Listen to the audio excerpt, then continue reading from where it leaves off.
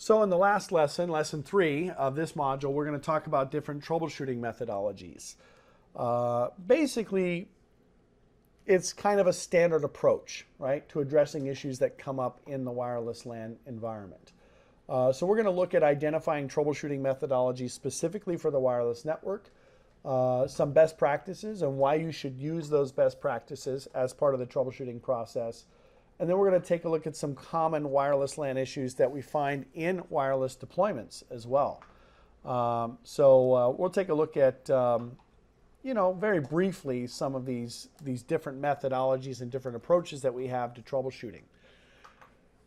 When using the proper troubleshooting techniques, you have to understand what happens at each layer of the OSI model. When I teach CCNA and I teach other troubleshooting classes, we always talk about teaching troubleshooting based on a layered approach, right? And you can see that we define really two different methods for this. We've got top-down methodology, where you start at the application layer and you move down to the physical layer. So maybe a user can't connect to a website or they can't FTP to a site. If one layer is operational, then you can kind of assume that the layers below it are operational as well. That's the benefit of using the top-down approach. This only works well, though, if the problem is at the upper layers. Maybe it's an issue with TCP or UDP or something like that. Because you start at layer 7 doesn't mean the problem is going to be at layer 7. The bottom-up methodology, which is typically what we would use in a wireless environment, what we would use actually in most networking environments, you start at the physical layer and you move your way up, right? So a user can't connect to the wireless network. Is the radio working? Is the device on? Have they tried turning it on and off again, right? How many times? Are the SSIDs being broadcast and so on? Could be a physical layer cabling problem or whatever. Sometimes you might split the baby. That's what we call it, split the baby. But it's a divide and conquer method, where you start at the suspected layer and you kind of move up and down from there, depending on what the symptoms are, right? Do they have the right IP address? Can they ping the gateway? If they can ping the gateway, we've kind of eliminated the physical layer and the data link layer, so now we can start moving up to the transport and the session and presentation. All right. Prior knowledge methodology, basically what we call a knowledge base. So you have techniques that you used in the past to troubleshoot. You've documented issues. There's a bug fix or some sort of quick fix, but that requires that you have documentation and you understand through this knowledge base the process that's needed. It's kind of like what most tech support and help desk people will use, at least the tier 1 help desk folks. It's always frustrating as a highly educated network engineer to try and troubleshoot cable modem problems or DSL problems with a provider, because what is your IP address? Type this, blah, blah, blah. But anyway, you have to be patient, right? Shoot from the hip. A lot of times people use this methodology. It's basically, oh, I kind of recognize that problem. That seems like a DNS issue, or that seems like a WPA2 security issue, or that seems like a port security issue, or something like that. Just something that you know what your network looks like, you know how it should respond, and if it doesn't respond in a certain way, you have a good idea of where to go. Okay? And then you can do follow the path, trace route, ping, and so on. Follow the devices in the path, make sure each device is working, and so on. The process to troubleshooting, and this is the one thing that I always tell all of my engineers that work with me, is you're not necessarily always trying to identify the problem. You're trying to identify the boundaries of the problem. You're trying to identify what the problem could be related to, and you're eliminating possibilities. That's a lot of times troubleshooting is all about eliminating the possibilities, so that you can narrow in on the actual problem itself. So think about troubleshooting from that perspective, and that can come in various forms and whatnot. This diagram here shows kind of a list of best practices. It's a good chart to have as kind of a checkbox when you're implementing your controller configurations. You know, for the infrastructure, these are the things you should do. If you're implementing a mesh environment, these are the things you could do. And in the wireless side, these are the things that should be done, and so on. High availability, have AP failover priority configured, enable prime image download to cut upgrade downtime, enable local profiling through DHCP and HTTP, enable the network time protocol, enable multicast mobility for more efficient mobility groups, enable Flex Connect and Smart AP upgrade to improve WAN performance, 802.1x and WPA2 with stronger authentication levels, SSH, and get rid of Telnet. Disable management over the wireless. I showed you guys where that was. Secure web access instead of unsecure web access. Strong software policies. Strong password policies. I was looking at something else. In the radio frequency spectrum, disable 802.11b. Restrict the number of wireless LANs below 4. Enable channel bonding. Enable band select. Enable radio resource management to be automatic. Enable clean air. Enable DFS. That's for 5 gigahertz radios and so on. All right. In the iOS XE environment, you want to enable band select as well, disable the B rates, radio resource management, clean air, you know, the same kinds of things you would do in AirOS. These are really good slides because they're, as you're going through your controller verification and configuration, you can kind of go, okay, did I enable this feature? You guys know what band select is. Do I know what fast SSID change is? How do I enable that? Where do I put that in? Disable the low data rates, you know, so we can ensure clients are always connecting at a higher data rate and so on. I'm not going to read all of the bullet points, but it's a good reference. Okay. Infrastructure on this side is a little bit different, right? We still want to have NTP. We still want to have high availability with stateful switchover.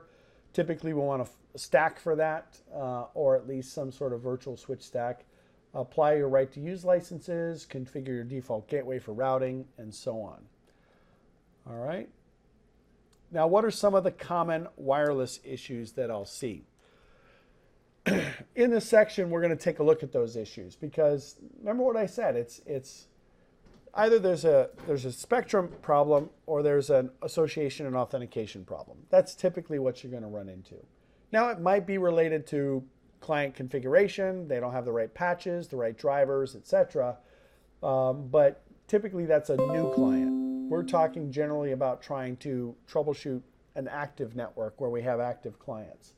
So you can have problems with AP connectivity, antenna selection, antenna placement, radio frequency problems, PoE problems.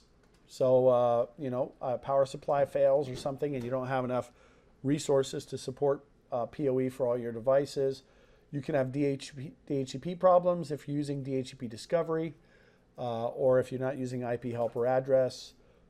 Maybe you've enabled the wrong security on a wireless LAN or you've disabled a wireless LAN and so on. Obviously, you kind of have to identify whether or not a problem exists for all of the clients or whether it's for a specific client, but that'll help further identify where those problems exist. Some clients may not be able to connect because they've been disabled locally. Clients that have been disabled by the administrator, there's actually, you can see it on the screen here. If you go under wireless LANs, you can identify whether or not client exclusion is enabled and so on. Typically, client exclusion is to help prevent against denial of service attacks, but it can also affect other clients that are just having issues. Maybe they're just having authentication failures, .1x authentication failures, association failures, excessive web authentication failures, and so on. So if that check mark is checked, the idea is that you're going to be excluding those clients for those particular reasons. And it's kind of like threat detection in a firewall.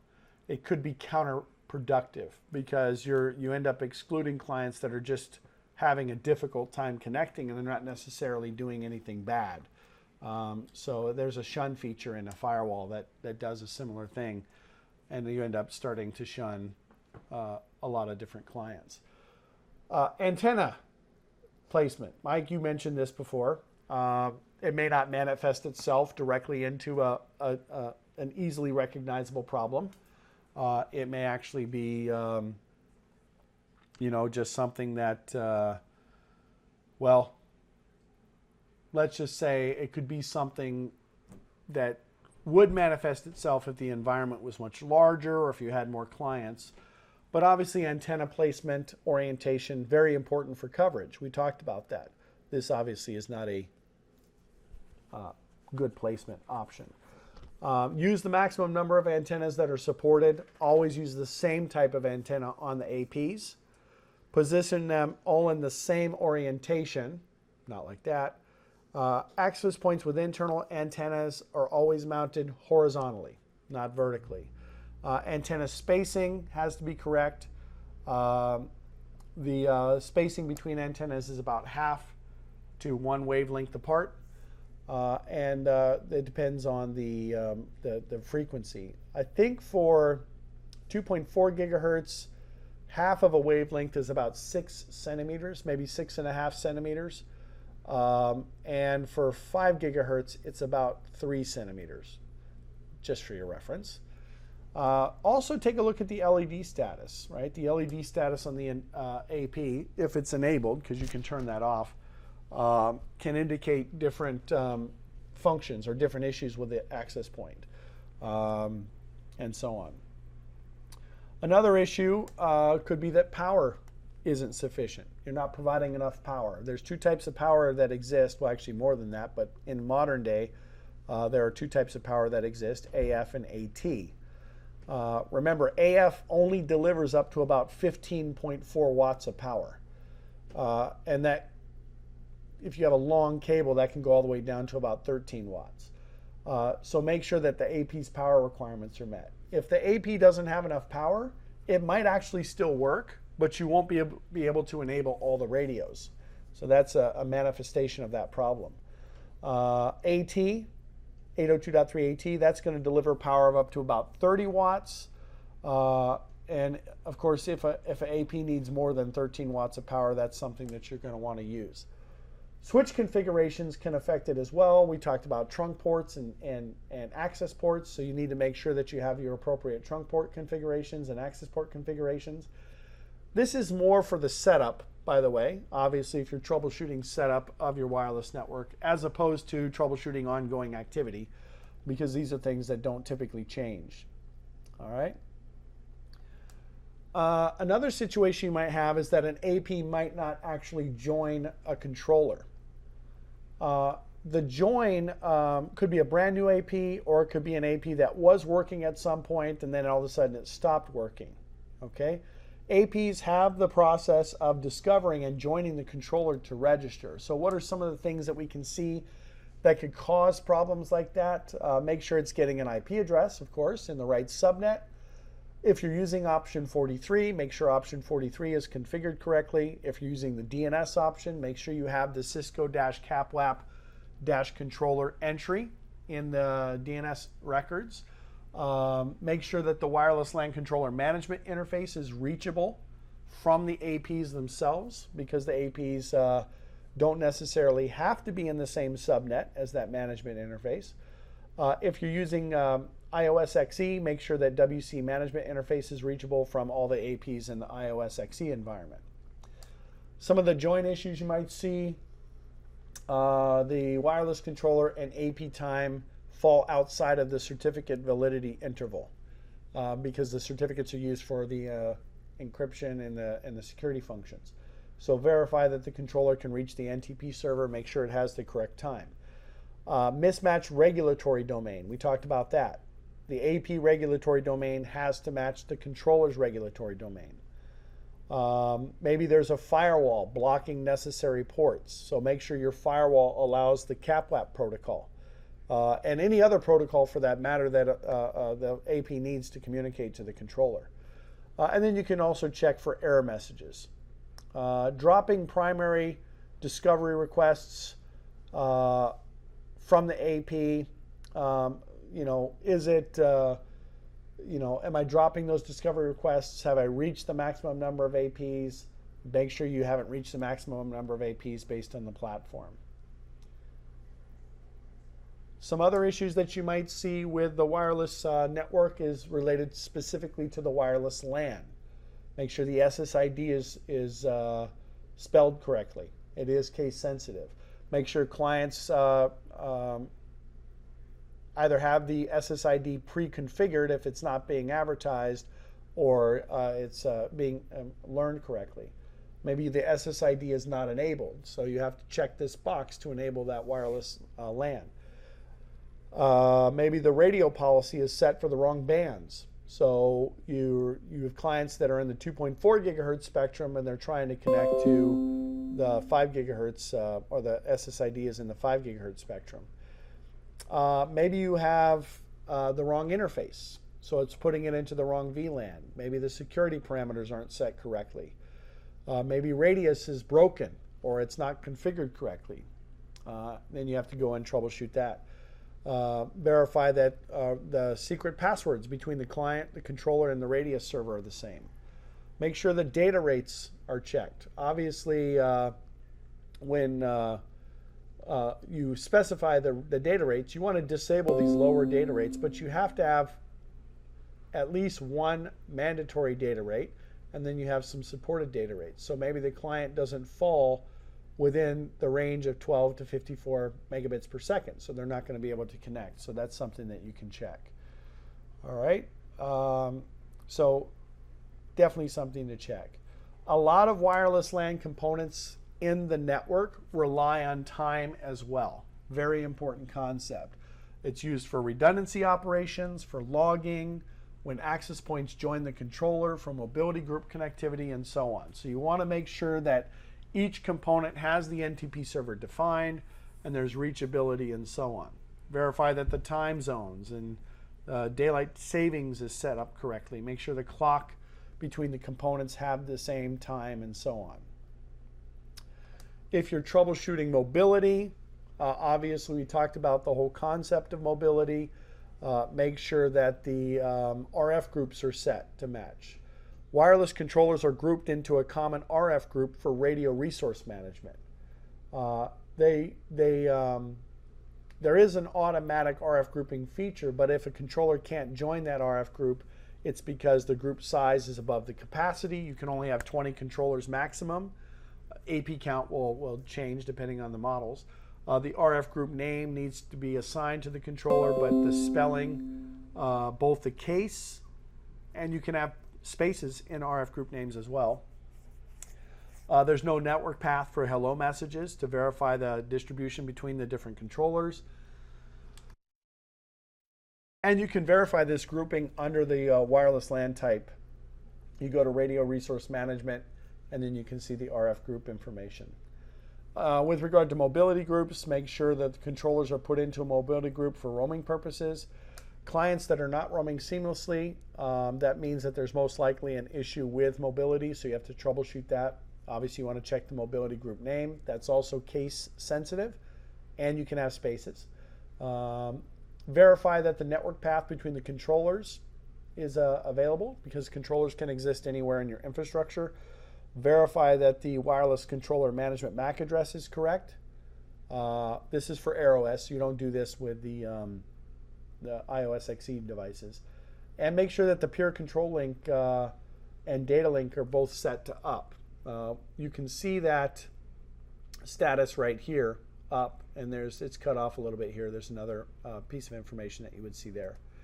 So just some basic things to look at. I typically use bottom-up troubleshooting, but you can troubleshoot from the application layer. I also use shoot from the hip quite a bit, just based on experience. AirOS has best practices. Use those tools that we talked about in the first lesson to identify those best practices. All right. In a brand new environment, you'll probably be doing a lot of troubleshooting. In an ongoing environment where you're managing everything, maybe a little bit less troubleshooting, because it's just related to, sorry about that, it's just related to, you know, temporary things or temporary issues that might arise in the wireless LAN environment. Okay, so we'll go ahead and wrap up this lesson, and